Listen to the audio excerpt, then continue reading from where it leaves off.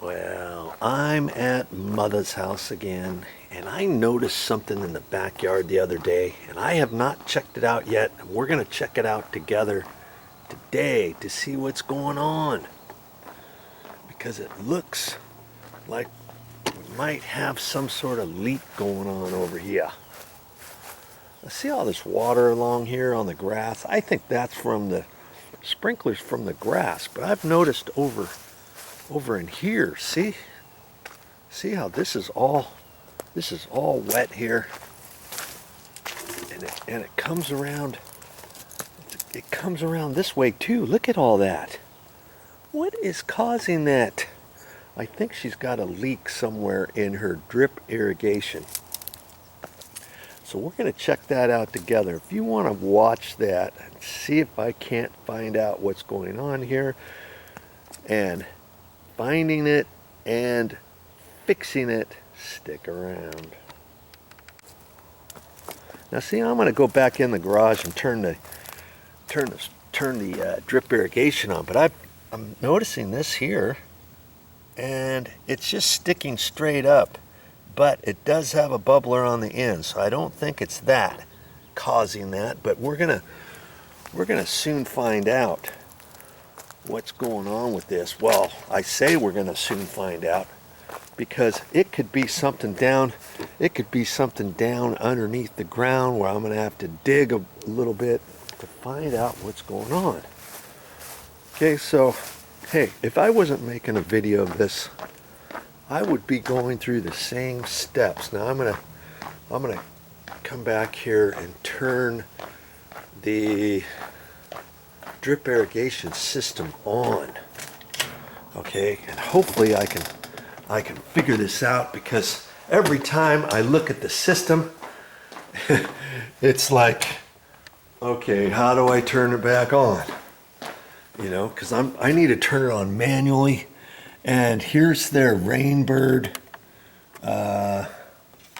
panel, okay, and the front 1, 2, 3, 4 is the grass. Front grass, it says sod. 1 and 2, 3 and 4 is the back. 5 is the front drip. 6 is the back drip. Okay, so I think I turned this dial to 6. Let's see. I'm going to turn it to 6, and then I think this is the one that I want to turn to do it manually. Now see, it says, I don't know if you can see that, 6 and 10 minutes. I've got it manually set now for 10 minutes. Okay, so maybe I'll get lucky and we'll see water sprouting out somewhere. Hear that noise? That's the drip irrigation pipes filling up with water, and it's got a little air in there. Okay.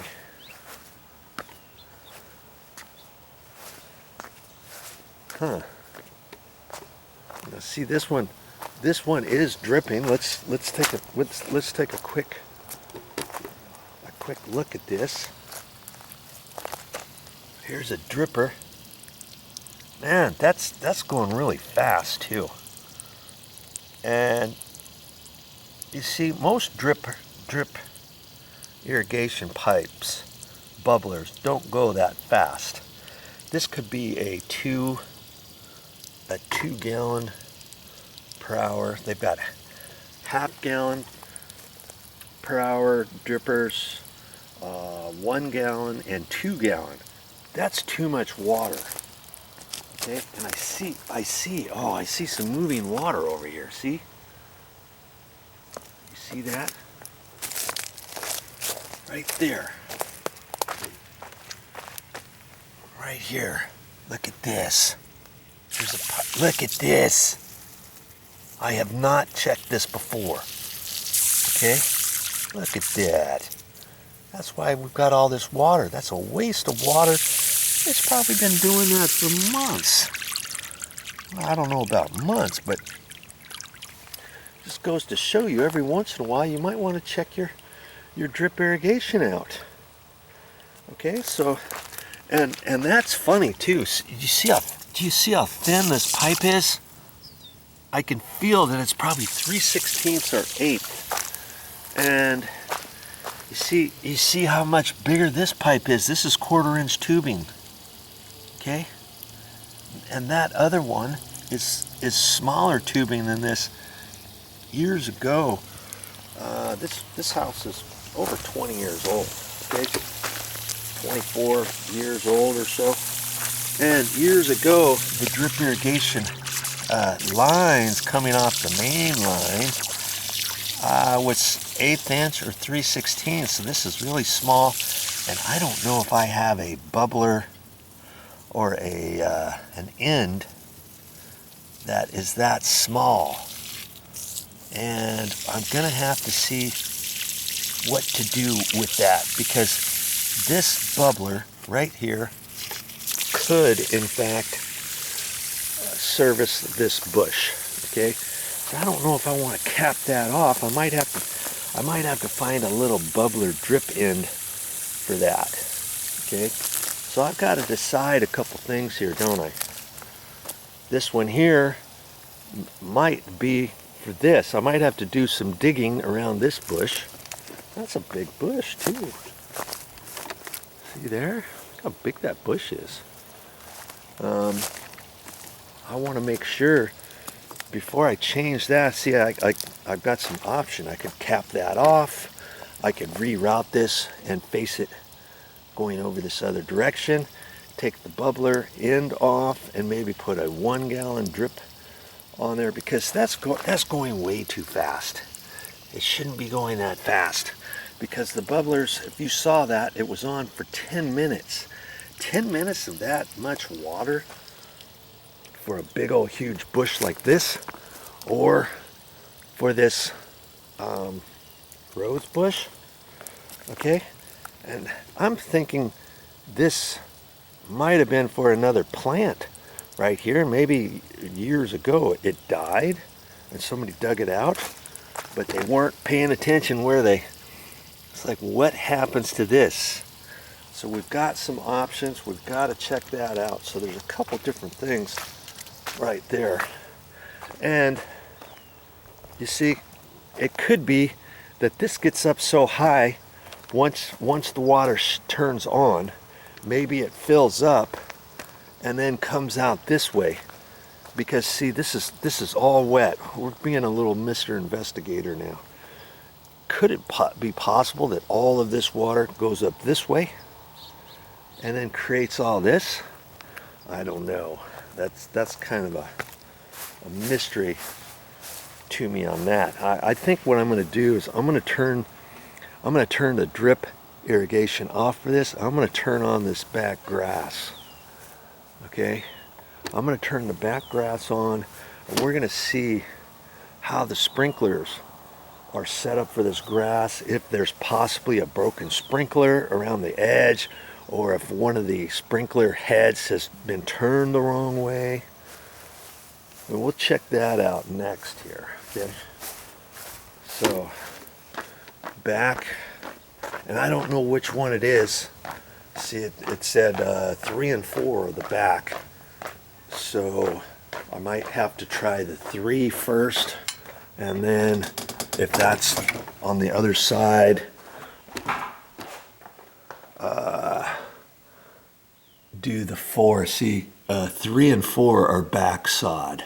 See, and so I want to take this, and I'm going to try the 3 first, and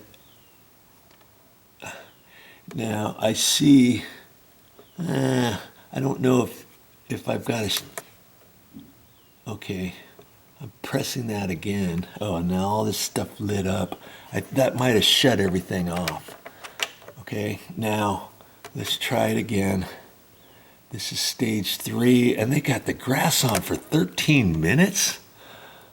Okay, now the test is for 10 minutes. So, I don't know if we need the water on for 13 whole minutes each time the water goes on. And I noticed, I think I think she gets the grass. I think the sprinklers go on twice a day, once in the morning, because this grass is already wet, and once in the evening. And we're still in summer. Okay, here's 3, phase 3, so we know that's not affecting that. So, hey, you're gonna have to do the same type of thing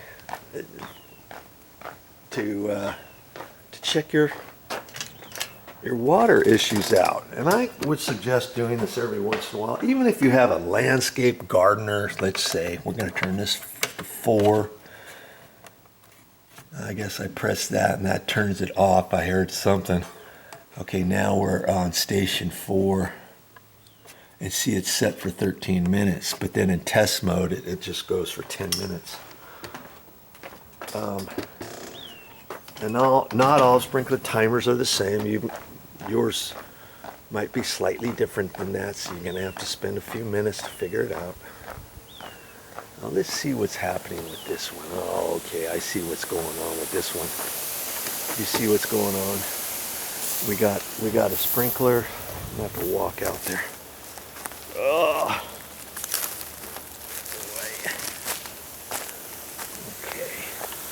We've got a couple things. You see this sprinkler here is kind of directed way out this way. Look at that. And so I may have to try to mess with that. And look at this one here. See, these sprinklers are designed that you can direct them different directions. Sometimes a head might be a half or a 3/4 or a full, like a full one out there.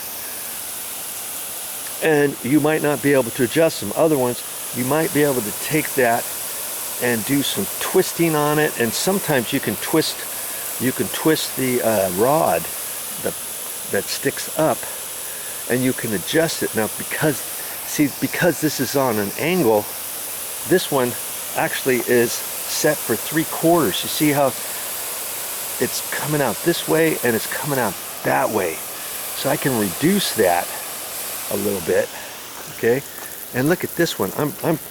My hand's getting wet right there. See how this one is too?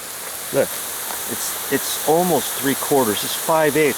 You see where this water line is? You see it's going over to here. So look at that. It's getting this all wet, and it's coming across at that angle, and that's why all of that is wet over there. So I'm not sure. I may have to it's got dirt over it there, and I might have to spend a few minutes here figuring this out.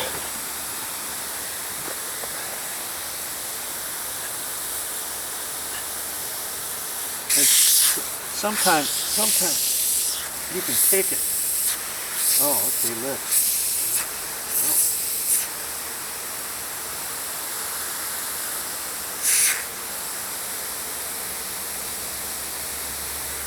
I'm looking at that head, and it says half on it. Okay, so that means half going straight across and then curving like that, and there's no adjustment on it to do anything different. I may have to get a different type of head or something, one that can be adjusted, and then I can twizzle this so it's kind of going this way instead of that way. You know what I mean? And so I think no matter what I do on this, I might not be able to get it adjusted without getting a different head. And this one could be the same, and I'm not going to be able to see it until I turn the water off, I think.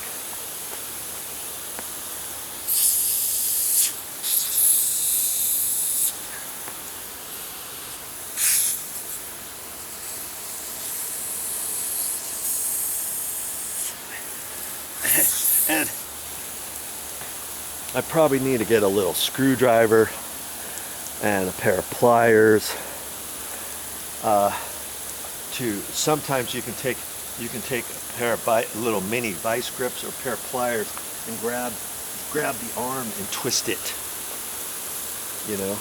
And I can see how just by barely touching it, I've actually made it worse with that one line going way over here. You see what I mean? Okay. These I've not checked for a long time, and I don't usually have her gardeners try to fix stuff like this, because first off, Mother would have to be home.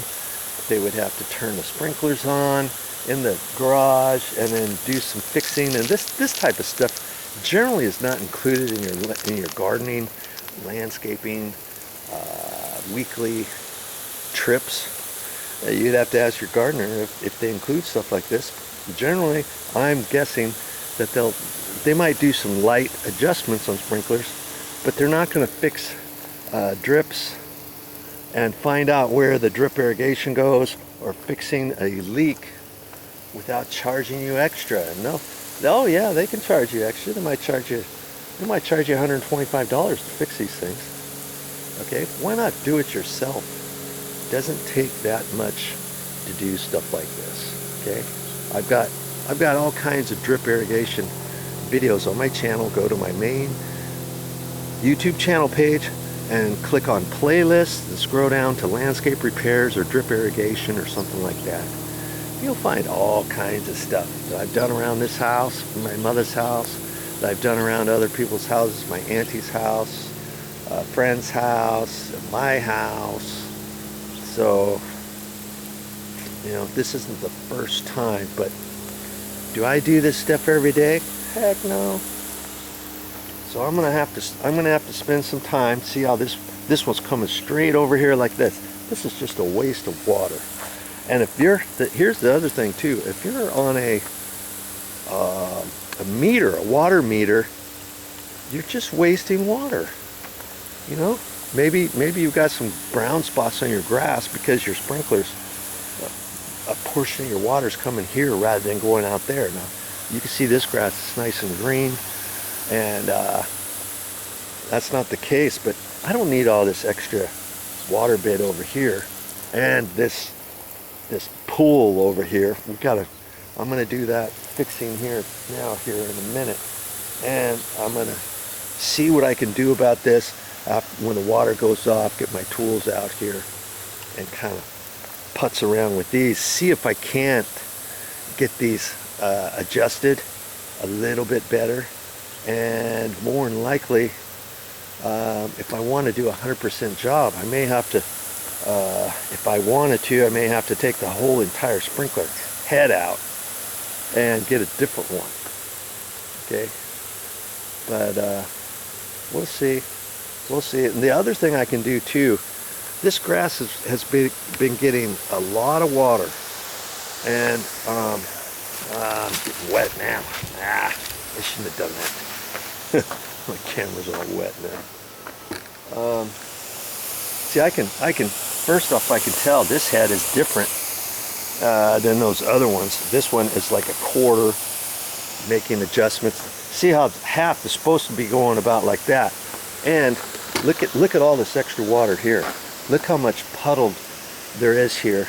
And that's only with the timer on 10 minutes. And we saw that the actual timer, when it's not set in the checking mode, it's set for 13 minutes. So that's the other thing I'm gonna do is I'm gonna change that. I can change that for something smaller. Now see, on the 10-minute one, I've got 2 minutes left. I'm gonna just shut that off for now, okay? And I wonder, okay, this should be in test mode, and I'm just gonna press this up and down. That 13, see, I just press it down. That's 12 minutes now. 11, 10, 9. Let's make it 7. I'll make it 7, okay? And we're gonna do 3.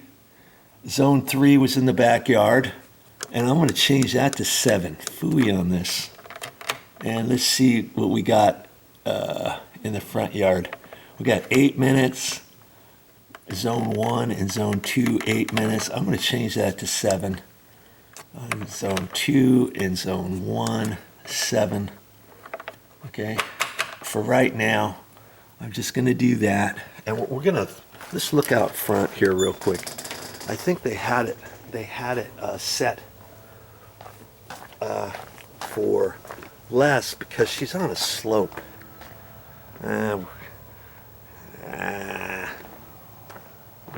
We can't see it. That's something my video camera's been messing up lately, and if there's too much sun, you can't really see stuff out here. I've got to get a new video camera, but when I'm in the shade, see, when I'm in the shade, look at this. Video camera's fine. When I come out this way, because there's too much sun, I can't see anything. Isn't that wacko? I'm gonna be getting a new video camera. I could get this one fixed, but it's already 10. It's not 10 years old. It's probably 5 or 6 years old, and I don't know if I want to fix this because it could cost me $150, $200 to fix a 7 or 8 year old video camera, only to have something else go wrong with it later on down the road. Or should I buy one for $400, $450, whatever they cost nowadays, and instead of that, it's cost me $250 because I would have spent $200 to fix this old one. Does that make sense? Now this I'm not sure. I might have to look at that.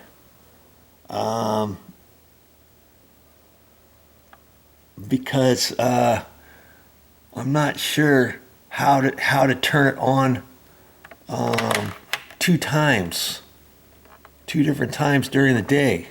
I know one is going on in the morning and one's going on in the evening, I believe. So I may have to look at this. There's writing on here and stuff, and see. I'm gonna have to get my flashlight out and stuff because I think I'm not sure if I'm setting it for both times of the day. I think I am. If it's set for 2 times during the day, I might have just set the zone for the first go. You know what I mean? And not for the night too. I'll have to look at that. But for the time being, I'm gonna get my tools out and check out those sprinklers a little bit more, and get my drip bubbler parts and repairs out for those other 2 things. Okay, so stick around, more to show you for sure. I just drained some of that water. I took this little this is for soap, you know, for your washing machine. I just used that as my little cup and kept filling that up. I'm probably going to still have to do it again.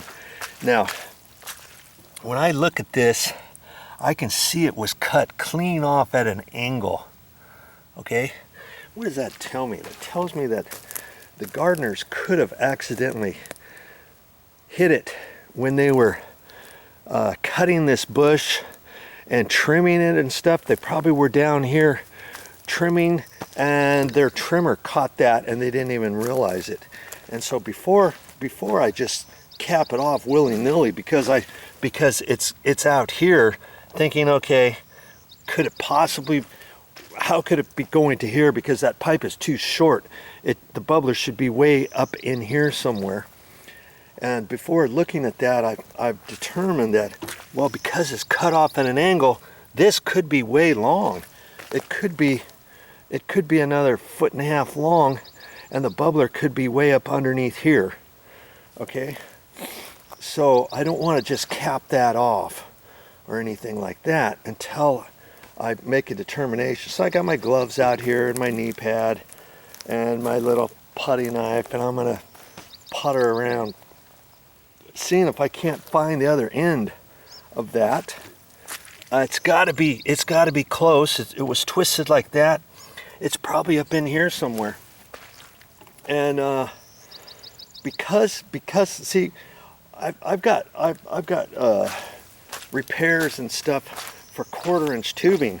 Whenever I come to Mother's, I got my whole bag of goodies in here, and I've got, see, it's all 1/4-inch nowadays, and I've got a whole roll of that, and I've got bubblers in there and all that kind of stuff. So here's my theory. I don't like making repairs to little 1/8-inch tubing like that, or 3/16. I don't know what that is. And whenever I do something, I like to just use the 1/4-inch stuff. So if I find it's underneath there, see, I can tell the other end is attached nice and tight down here, and this probably goes down to a main drip irrigation pipe that's 5/8 or 3/4 of an inch thick, probably 5/8 thick, that comes all the way through here and zipsy doodles all around there, and then they tap in with this small little pipe off of that. And so if I can find the other end, I'm gonna check that out first. Then I'm probably gonna dig this out and find out where the main trunk line is, and it's probably only 4 or 5 inches down. I should be able to see it. Then I can pull that out of the pipe, put a new coupling in the same location for the 1/4-inch tubing, and then run a new 1/4-inch tubing over to this here. And I would say in my judgment, that I would use a 1 gallon per hour bubbler for a bush such as this. If the bush gets too much bigger, you could put a 2 gallon, like see this big old bush right here? That's a bush. Can you believe that? And see that bush right there? You could maybe put a 2 gallon bubbler on there. I wouldn't go any more than that. And see, here's a portion of the main drip irrigation line. It should be covered up, by the way. And see, here's one that's for this tree, and they probably have 2 different bubblers for a birch tree like that. You wouldn't do a 1 gallon or 2 gallon. You could get away in a pinch with a 2 gallon, and I put the 2 gallon up there so that when the water comes down, it gets the whole root base, you know, rather than having it down here. I would put it on the uphill side. Enough of that. You see, just by standing here for a while, this is filled up a little bit because it's saturated from this here. So I'm gonna dig that down and do a little more inspecting there, see if I can't find the end of that, and get ready for my repair. Hey, 1 step at a time. How do you eat an elephant? 1 bite at a time. How do you do a job like this? 1 step at a time. I'm just concentrating on here before I decide what to do over there. And just another thing, if I ever wanted to cap this off, I could bend this over like that. You see what I mean? And then I could get some little wire and tie that over. And I happen to find some wire in the garage. This is really small wire. Okay, but I could use that. It's copper wire, and then I would cut it, wrap it around there, and then tie it, and that could cap that off. I could fix it just like that if I wanted. But hear me out. If I did that, and if this pipe is for this bush, now I've just cut off the water source for this bush. Now you're gonna have to keep an eye on this, and we're getting into winter, and you're probably not gonna have a problem, and next summer you're gonna forget all about it, and then this thing's gonna start dying, and the powers that be are gonna say, what did you do there? How come that bush died? And a light bulb's gonna come on. You're gonna think, oh yeah, I capped the water right there. I didn't know it was for that bush. That's because you didn't check it out fully. So there's a tip for you. That's why I'm going the extra mile. I'm not going to just make any assumptions at this point, okay? And I don't want you to either. Now, whenever you start digging and stuff, you might come to the determination that you might want to change your mind and decide something else. But so far, I've gotten more water out of there. I dug around there with my putting knife. Oh man, and I could not find this yet. And see how it swivels like that? It tells me I'm fairly close, probably, to the main drip irrigation line. But as I was feeling around here, I couldn't find the end right in here. But yet I found all this stuff. Look, I pulled all this stuff out right in this area, leading me to think there could have possibly been another bush here, and maybe before this one grew so big and beautiful, there was another bush here and there was one over here, and this one could have died out, and maybe this line went to this bush here, or maybe it didn't. Maybe that line is still down in there. I'm going to do some more probing in there to see, because I know for a fact that the landscaper did chop this off. It wouldn't be cut off at an angle like that. You see what I mean? And it might have still gone over that way. So I'm going to keep checking. But let's just say if there was a bush here, and if that got chopped off, and if I can't find that end, what does that tell me?